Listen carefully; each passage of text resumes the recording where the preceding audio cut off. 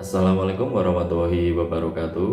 Selamat pagi anak-anakku kelas 12 TBSM 1 dan 2. Ketemu lagi dengan Pak Rozak di pembelajaran pemeliharaan sasis sepeda motor kelas 12. Pada kesempatan kali ini Pak Rozak akan menjelaskan materi tentang memperbaiki sistem rem hidrolik.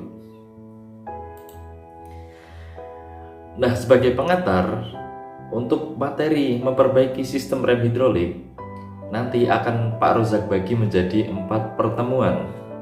Pertemuan pertama, kita akan membahas tentang proses pemeriksaan dan penggantian minyak rem hidrolik. Pertemuan kedua, kita akan membahas tentang proses pemeriksaan dan penggantian brake pad dan brake disc. Pertemuan ketiga, kita akan membahas tentang proses pemeriksaan dan penggantian master cylinder. Pertemuan keempat, kita akan membahas tentang proses pemeriksaan dan penggantian brake caliper. Nah, pada pertemuan kali ini kita akan membahas tentang yang pertama, yaitu tentang proses pemeriksaan dan penggantian minyak rem hidrolik.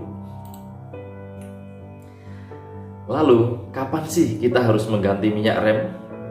Jadi, minyak rem harus kita ganti pada setiap 20 km untuk sepeda motor yang tidak memakai ABS, atau setiap 10.000 km untuk sepeda motor yang sistem remnya menggunakan ABS, atau dilakukan setelah 2 tahun untuk yang sepeda motor non ABS, dan setelah 1 tahun pemakaian untuk sepeda motor yang ABS.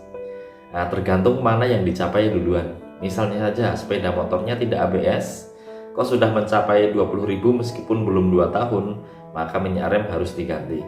Atau sebaliknya, ketika kilometernya belum 20.000 tapi umurnya sudah 2 tahun, maka minyak rem juga harus diganti. Nah, apabila kendaraan kalian digunakan dalam kondisi yang ekstrim, misal kerjanya berat terus, naik turun gunung dan sebagainya yang sering melakukan pengereman, maka penggantian minyak rem dapat dilakukan dengan lebih cepat dari waktu yang Pak Rozak tadi sebutkan. Nah, lalu ada pertanyaan yang muncul ini gitu ya. Bagaimana kalau sepeda motornya itu tidak pernah dipakai gitu ya? Apakah tetap harus mengganti minyak rem sesuai dengan waktu yang tadi disebutkan oleh Pak Rozak? Jawabannya adalah iya, tetap harus diganti sesuai dengan spesifikasi waktunya. Alasannya kenapa? Alasannya adalah ini Pak Rozak jabarkan ya. Suhu minyak rem ketika bekerja, ketika kendaraan kita berjalan, kita otomatis sering menggunakan rem untuk menghentikan laju kendaraan ataupun mengurangi kecepatan gitu ya. Nah, suhu kerjanya minyak rem pada saat digunakan tadi itu mencapai 150 hingga 180 derajat Celcius. Nah, namun hal itu tentu saja masih aman gitu ya, karena titik didih minyak rem itu sangat tinggi sekali. Untuk minyak rem yang spesifikasi DOT 3 itu titik didihnya 245 derajat Celcius. Untuk DOT 4 titik didihnya 255 derajat Celcius. Titik didih itu artinya titik di mana cairan itu akan mendidih apabila dipanaskan sehingga nanti akan menguap. Gitu ya. Jadi ketika tadi minyak rem dipakai sampai suhu 150 sampai 180 derajat Celcius, meskipun panas tapi minyak rem tidak akan mendidih. Gitu ya. Nah, namun minyak rem itu juga memiliki sifat higroskopis atau mampu menyerap kelembapan. Nah, sehingga hal ini menyebabkan minyak rem yang sudah berusia 1 tahun itu akan mengandung 3% air. Nah, hal ini tentunya akan menyebabkan penurunan kualitas minyak rem, yaitu penurunan di titik didihnya, yang titik didihnya menurun antara 30 hingga 50 derajat Celcius. Nah, kita hitung ya, kalau tadi misalnya aja titik didihnya 245, kalau turun 50 derajat Celcius berarti nanti titik didihnya jadi 195 derajat Celcius. Tidak lagi tinggi gitu ya. Nah, dengan turunnya titik didih minyak rem ini dapat menyebabkan minyak rem cepat mendidih pada saat bekerja gitu ya. Nah, kalau minyak remnya mendidih, hal ini dapat menyebabkan kualitas pengereman menjadi berkurang, rem jadi tidak pakem, atau bahkan bisa menyebabkan rem blong. Nah, selanjutnya, selain tadi minyak rem itu harus kita ganti sesuai dengan waktu yang telah ditentukan tadi, sesuai spesifikasi gitu ya, kita juga dapat mendeteksi waktu penggantian minyak rem gitu ya melalui hal-hal berikut. Misalnya saja, belum 2 tahun, belum 20.000 km, tapi kok minyak remnya sudah keruh, warnanya tidak lagi merah gitu ya, udah ganti coklat atau malah justru hitam. Nah, itu berarti minyak rem harus kita ganti gitu ya. Terus yang kedua, kalau misalnya saja kita penekanan handle-nya itu terasa dalam gitu ya, nah, jadi harus kita tekan dalam sekali baru remnya bisa pakem gitu ya. Nah, ini ada tanda-tanda indikasi minyak remnya harus diganti gitu ya. Terus berikutnya adalah remnya tidak pakem tadi gitu ya. Nah, ini juga salah satu indikasi minyak remnya harus diganti. Nah, kalau sekarang kalian sudah bisa tahu kapan waktunya untuk mengganti rem dan bagaimana cara mendeteksi kapan remnya harus diganti, dan tadi juga sudah Pak Rozak sebutkan akibatnya, maka jangan sampai kalian lupa untuk rutin mengganti minyak rem. Nah, sekarang untuk penggantian minyak rem itu urutan langkahnya itu yang pertama adalah kita mengeluarkan dulu minyak rem gitu ya dari sistem rem. Terus berikutnya adalah kita mengganti minyak rem dengan yang baru. Terus kemudian kita bleeding atau membuang angin palsu. Nah, setelah kita bleeding selesai sehingga tidak ada angin di dalam sistem, selanjutnya adalah penutupan reservoir. Nah, sebelum Pak Rozak jelaskan langkahnya, nah, tadi yang ada 3 itu Pak Rozak jabarkan. Tentunya ini ada beberapa hal yang perlu kalian perhatikan di dalam melaksanakan praktek pemeriksaan dan penggantian minyak rem. Yang pertama adalah jangan pernah mencampurkan berbagai macam jenis minyak rem. Nah, karena berbagai macam jenis-jenis itu kalau dicampurkan itu tidak akan cocok satu sama lain. Misalnya saja kalian campurkan minyak rem dot 3 sama dot 4 di dalam satu sistem rem, itu nggak bagus, nggak boleh, karena titik didihnya tadi berbeda. Nah, atau juga misal dotnya sama tapi beda merek, itu juga jangan sampai dicampurkan. Karena biasanya beda merek juga beda zat-zat yang terkandung di dalamnya itu agak ada sedikit perbedaan. Nah, kalau dicampurkan nanti takutnya tidak cocok. Seperti itu ya. Jadi gunakan satu merek saja, kalian bebas memilih sesuai dengan kesukaan kalian, dan juga tentukan dotnya mau dot 3 atau dot 4 dan jangan dicampur. Seperti itu ya. Terus yang kedua, jangan sampai ada benda asing yang masuk ke dalam sistem rem saat mengisi reservoir. Jadi misalnya aja ketika kalian mengisi reservoirnya, kalian buka dan kalian isi dengan minyak rem, pastikan tidak ada kotoran yang ikut masuk ke dalam sistem rem, karena itu nanti akan mengganggu kinerja daripada sistem rem itu sendiri. Terus yang ketiga, minyak rem yang tumpah dapat merusak part-part yang dicat, nah, yang terbuat dari plastik ataupun karet. Jadi kalau ketemu cat ini, minyak rem ini kalau ketemu cat itu bisa membuat cat mengelupas.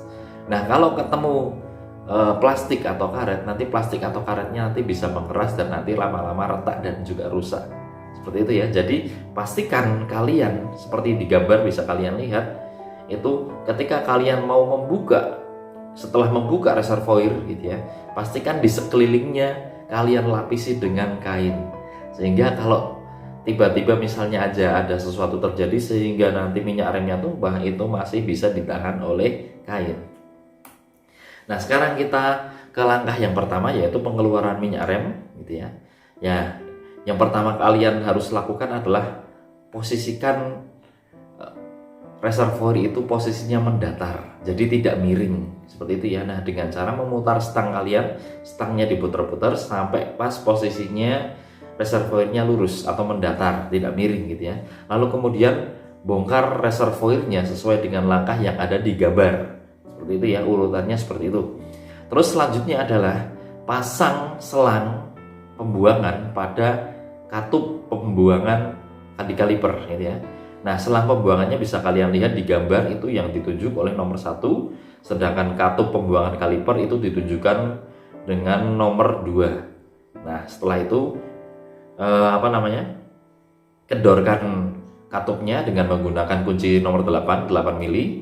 Nah, lalu pompa dari handle remnya, kalian pompa sampai minyaknya habis, benar-benar tidak tersisa. Itu langkah pembuangan atau langkah pengeluaran minyak rem. Selanjutnya, kalau tadi minyak remnya sudah dibuang, berarti kita harus mengisi kembali. Nah, ini sekarang adalah langkah pengisiannya. Tapi langkah pengisiannya akan Pak Rozak jelaskan dua cara. Yang pertama dengan menggunakan alat brake bleeder, yang kedua dengan tanpa menggunakan alat brake bleeder, gitu ya. Nah, sekarang yang Pak Rozak jelaskan adalah dengan menggunakan alat brake bleeder terlebih dahulu. Yang pertama adalah tadi isi reservoir dengan minyak rem sampai penuh. Kan tadi udah dibuang ya minyaknya ya, jadi kosong. Nah, langkah pertama adalah diisi dengan minyak rem terlebih dahulu reservoirnya. Nah, pastikan diisi dengan minyak rem spesifikasi .3 atau .4 dan jangan dicampur ya. Nah, kemudian pasang alat blade bleeder gitu ya. Jadi pasangnya di katup pembuangan kaliper sama seperti tadi ketika kita nguras. Nah, gitu ya. Jadi selangnya ditempatkan di katup yang sama ketika tadi kita menguras. Seperti itu ya. Kemudian lakukan prosedur pembuangan angin gitu ya, sampai sepenuhnya dikeluarkan dari sistem anginnya. Prosedurnya adalah setelah kalian masukkan, kalian pompa terlebih dahulu sampai tekanannya mencapai ke 20 PSI. Setelah kalian pompa dan tekanannya sudah tinggi, kalian kendorkan katupnya. Nah, dengan tadi kunci 8 ya, kendorkan. Lalu kalian akan melihat nanti minyak remnya keluar bersama dengan gelembung-gelembung udara. Nah, setelah itu kencangkan lagi, setelah itu dipompa lagi. Setelah dipompa, kendorkan lagi. Nah, lakukan langkah itu sampai minyak rem yang keluar dari katup pembuangan itu tidak bercampur lagi dengan gelembung udara. Nah, setelah itu lalu baru kencangkan gitu ya, kencangkan katup pembuangannya. Nah, apabila setelah itu dilakukan kok masih tetap terasa spons atau ibaratnya genggaman di handle remnya itu masih kurang mantap, kalian bisa lakukan langkah itu satu kali lagi. Seperti itu ya. Nah, setelah itu baru kencangkan katup pembuangan dan kalian sudah selesai melakukan bleeding atau pembuangan angin palsu. Nah, sekarang bagaimana cara pengisian minyak rem dan pembuangan angin palsu tanpa menggunakan alat tadi? Nah, ini dengan cara yang konvensional. Caranya yang pertama masih sama, yaitu kalian isi reservoir dengan minyak rem sehingga sampai penuh gitu ya. Nah, kemudian kalian pompa handle rem kalian sampai penuh tekanan. Nah, maksudnya dipompa ini agar apa? Agar minyak rem yang ada di dalam reservoir itu bisa turun memenuhi sistem sampai ke kaliper. Nah, ini dipompa dulu sampai full gitu ya, sampai ada tekanan. Nah, setelah itu pasang selang pembuangan pada katup pembuangan kaliper. Nah, kalian bisa lihat gambar ya, selang pembuangannya nomor 1, katup pembuangannya nomor 2, itu kuncinya kunci 8. Nah, setelah itu kalian lakukan langkah pembuangan angin. Nah, langkahnya kalau tadi pakai alat itu kita ngocoknya di pompanya itu di brake bleedernya. Kalau sekarang kita mompanya di handle remnya. Nah, kita tarik atau pompa handle rem sampai tertekan penuh. Nah, setelah itu kita kendorkan katup pembuangannya setengah putaran. Nah, sampai nanti minyak remnya keluar beserta dengan gelembung-gelembung udara. Lalu kita lepaskan handle rem. Lalu kita kencangkan lagi kita kencangkan dulu katup pembuangannya, baru kita lepaskan handle rem gitu ya. Setelah itu kita tekan lagi handle remnya, kita kendorkan katup pembuangannya, lalu minyak rem sama angin keluar, kita kencangkan lagi dan kita lepas handle rem. Lakukan langkah tersebut berulang kali sampai minyak rem yang keluar dari katup pembuangan itu tidak bercampur lagi dengan udara. Nah, setelah itu baru kencangkan katup pembuangan sesuai dengan spesifikasi yang telah ditentukan. Itu langkah pembuangan angin tanpa menggunakan alat brake bleeder atau dengan cara konvensional. Nah, setelah kalian selesai membuang angin gitu ya, kalian isi kembali reservoir itu sampai penuh. Tapi tadi pastikan ketika kalian melakukan pembuangan angin tadi di langkah sebelumnya tadi, kalian harus seringkali juga melihat di reservoir ya. Jadi jangan sampai reservoir ini kosong setelah kalian pompa kocok, itu harus sering diisi gitu ya, jadi jangan sampai kosong. Nah, pengisian di waktu akhir ini itu hanya untuk menambahi saja biar minyak rem di dalam reservoir itu penuh seperti itu ya, atau mencapai batas titik tertingginya. Nah, setelah kita memastikan bahwa minyak rem itu berada pada batas titik tertingginya, baru kita pasang tutup reservoir itu sesuai dengan langkah yang ada pada gambar. Nah, jadi tadi sudah demikian yang sudah Pak Rozak sampaikan untuk bagaimana cara pemeriksaan dan penggantian minyak rem gitu ya. Nah, pada pertemuan selanjutnya Pak Rozak akan menjelaskan tentang pemeriksaan dan penggantian brake pad dan brake disc. Nah, mohon maaf kalau pertemuan kali ini meskipun ini pembelajaran praktek, namun Pak Rozak tidak bisa mendemonstrasikan. Pak Rozak hanya bisa mempresentasikan lewat gambar. Namun karena ini masih PPKM, jadi Pak Rozak tidak bisa keluar rumah dan tidak bisa ke sekolah. Semoga saja minggu depan kita sudah tidak PPKM, sehingga Pak Rozak nanti bisa berangkat ke sekolah, bisa masuk ke bengkel sekolah kita, dan nanti pertemuan selanjutnya insya Allah kalau sudah tidak PPKM, Pak Rozak akan menjelaskan materi pemeriksaan dan penggantian brake pad dan brake disc dengan langsung praktek di sepeda motor. Gitu ya, terima kasih. Tetap taat dan patuh dalam menerapkan protokol kesehatan. Kita lawan bersama Corona sampai habis dan sampai hilang dari Indonesia. Sekian dan terima kasih. Wassalamualaikum warahmatullahi wabarakatuh.